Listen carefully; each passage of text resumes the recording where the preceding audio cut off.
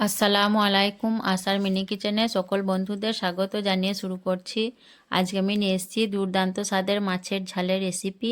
শীত চলে যাবার আগে মাছের এই দুর্দান্ত স্বাদের রেসিপিটি একবার করে দেখুন। শীতের দুপুরে বা রাত্রে গরম গরম ভাতের সঙ্গে খেতে কিন্তু দুর্দান্ত লাগে। আশা করছি আজকের এই রেসিপি আপনাদের পছন্দ হবে। আর যারা নতুন বন্ধু আমার ভিডিওটি দেখছেন, ভালো লাগলে অবশ্যই আমার চ্যানেলটি সাবস্ক্রাইব করে আমার পাশে থাকবেন। তো চলুন মাছের রেসিপিটি দেখে নেওয়া যাক।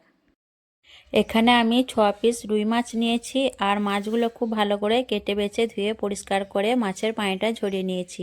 তারপর এখানে আমি দিয়ে দেবো হাফ চামচ হলুদ গুঁড়ো, হাফ চামচ লঙ্কার গুঁড়ো আর হাফ চামচ নুন দিয়ে আমি হাত দিয়ে খুব ভালো করে নুন হলুদটা মাছের সঙ্গে খুব ভালো করে মেখে নেব, যাতে মাছের ভিতর অবধি নুন হলুদটা পৌঁছে যায়। আর এই রেসিপি করার জন্য এখানে রুই, কাতলা এবং যে কোনো বড় সাইজের মাছ নিতে পারেন। তা আমি এখানে রুই মাছ নিয়েছি। মাছটা আমি খুব ভালো করে নুন হলুদটা মাখিয়ে নেব।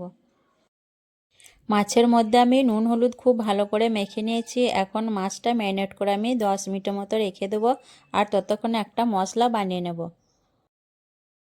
এখানে একটা ব্লেন্ডার জারে আমি নিয়ে নিচ্ছি 6 কোয়া রসুন, 1 টুকরো আদা, 1 ইঞ্চি পরিমাণ, 4টে কাঁচা লঙ্কা আর 10-12টার মতো গোলমরিচ। আর দিয়ে দিচ্ছি 1 মুঠো ধনেপাতা, জমি থেকে তুলে আনা টাটকা ধনেপাতা দিয়ে আমি মুঠো ভর্তি দিয়ে দিয়েছি ডাঁটি সহ।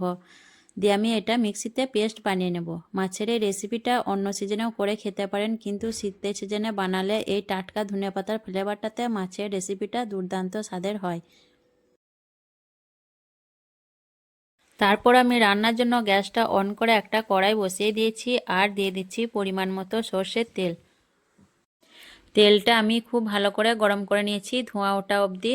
তারপর আমি দেখুন একে একে মাছের পিসগুলো তেলের মধ্যে দিয়ে দিচ্ছি, এতে করে মাছগুলো নিচে থেকে লেগে যাবে না। মাছগুলো এখন আমি উল্টো পাল্টা করব না, নিচের দিকটা হয়ে যাবে। তারপর আমি মাছগুলো একবার পাল্টে নেব।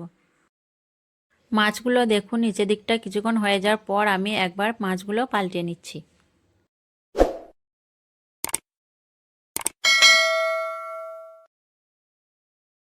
তারপর দেখুন মাছগুলো আমি 2 পিঠ লালচে করে ভেজে নিয়েছি। খুব নরম করেও ভাজিনি, আবার খুব কড়া করেও ভাজিনি, 2 পিঠ লালচে রং আসা অবধি ভেজে নিয়েছি। এর থেকে আর বেশি আমি মাছগুলো ভাজবো না। এখন মাছগুলো আমি তুলে নেব। তারপর ওই গরম তেলের মধ্যে আমি দিয়ে দিচ্ছি ছোটো চামচে 1 চামচ কাঁচা গোটা জিরে, একটা শুকনো লঙ্কা, একটা দারচিনি আর একটা এলাচ। আমি নেড়ে চেড়ে ফোড়নটা একটু ভেজে নেব। ফোড়ন থেকে সুন্দর একটা গন্ধ বেরোনোর পর আমি দিয়ে দিচ্ছি 2টো মাঝারি সাইজের পেঁয়াজ কুচি আর হাফ চামচ নুন। দিয়ে আমি নেড়েচেড়ে একটু সময় নিয়ে খুব ভালো করে পেঁয়াজটা লালচে করে ভেজে নেব মিডিয়াম টু লো হিটে। পেঁয়াজটা দেখুন আমি লালচে করে ভেজে নিয়েছি। তারপর দিয়ে দিচ্ছি পেস্ট করে রাখা মশলার বাটিটা ধুয়ে আমি একটু পানি দিয়ে দিচ্ছি। দিয়ে আমি নেড়েচেড়ে মশলা খুব ভালো করে কষিয়ে নেব, যাতে আদা রসুনের কাঁচা গন্ধ না থাকে এবং ধনেপাতার কাঁচা গন্ধটাও না থাকে। মশলা কষাতে কষাতে এখানে আমি দিয়ে দিচ্ছি হাফ চামচ হলুদের গুঁড়ো, হাফ চামচ জিরে গুঁড়ো আর হাফ চামচ ধনে গুঁড়ো। দিয়ে আমি নেড়েচেড়ে খুব ভালো করে মশলা কষিয়ে নেব যতক্ষণ না মশলা থেকে তেল ছেড়ে বেরিয়ে আসছে।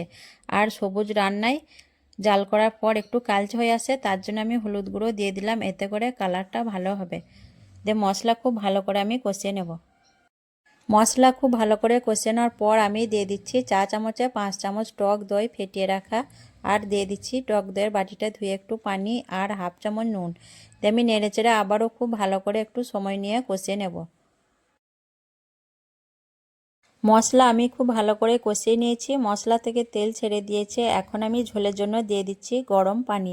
গরম পানিটা কিন্তু অবশ্যই দিবেন। আর খুব বেশি আমি ঝোলের জন্য পানি দেব না, যেহেতু মাছটা আমি মাখো মাখো করব।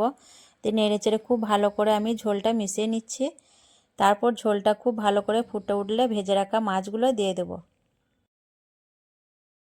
পানিটা খুব ভালো করে ফুটে আসার পর দিয়ে দিচ্ছি ভেজে রাখা মাছগুলো আর দিয়ে দিচ্ছি ছোট চামচে হাফ চামচ গরম মশলার গুঁড়ো আর চা চামচে 1 চামচ চিনি। চিনিটাকেও চাইলে স্কিপ করতে পারেন। টেস্টটা ব্যালেন্সের জন্য দিয়ে দিলাম। দিয়ে নেড়েচেড়ে ঝোলের সঙ্গে মাছটা আমি খুব ভালো করে মিশিয়ে নেব। তারপর ঢেকে দিয়ে আমি 5 মিনিটের মতো মিডিয়াম টু লো হিটে রান্না করে নেব। রান্না করানোর পর 2-3 মিনিটের মতো স্ট্যান্ডিং টাইমে রেখে দেব। 3 মিনিটের মতো আমি স্ট্যান্ডিং টাইমে রেখে দিয়েছিলাম। তারপর মাছটা দেখুন অনেকটাই লোভনীয় লাগছে দেখে। আজকের মাছের রেসিপি কেমন লেগেছে অবশ্যই কমেন্টে জানাবেন। ভালো লাগলে লাইক করবেন, শেয়ার করবেন আর আমার চ্যানেলটি সাবস্ক্রাইব করে আমার পাশে থাকবেন। আসবো আবারও অন্য কোনো রেসিপি নিয়ে। সকলে ভালো থাকবেন, সুস্থ থাকবেন। আল্লাহ হাফেজ।